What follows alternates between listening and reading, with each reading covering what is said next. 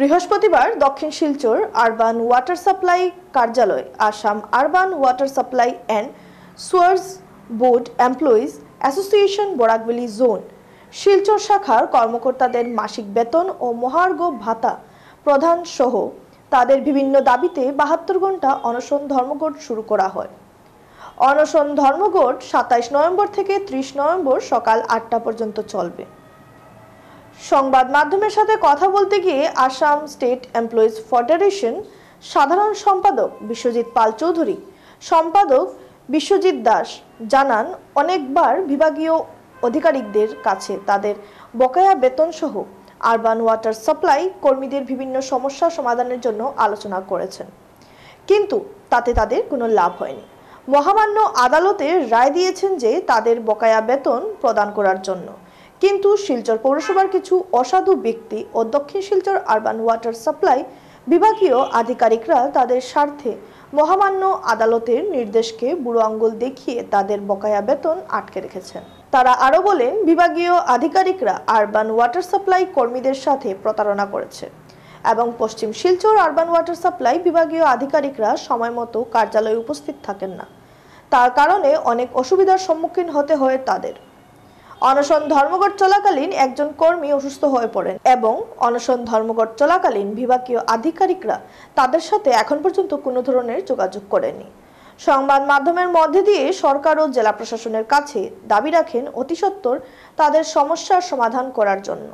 শীঘ্রই তাদের বিভিন্ন সমস্যার সমাধান যদি না হয় তাহলে তাদের অনশন ধর্মঘট চলবে। আমরা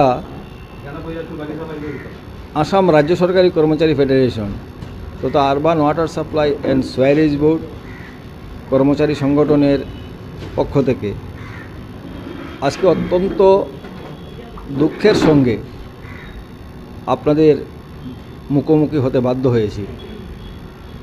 এই প্রথম নয়, আপনারা এর আগেও আমাদের এই সহকর্মীদের বিপদের সময়ে বিভিন্নভাবে আপনাদের বৈদ্যুতিন চ্যানেল এবং পত্রপত্রিকায় নিউজ করে বিভিন্নভাবে সাহায্যের হাত বাড়িয়েছিলেন, কিন্তু দেখা গেল কি সাময়িকভাবে যদিও বা কর্তৃপক্ষর তরফ থেকে আশ্বাস এবং প্রতিশ্রুতিবাণী দেওয়া হয়, এরপরেও দাবি সুরাহার প্রশ্নে তাদের যে মৌলিক যে দাবি রুজির প্রশ্নে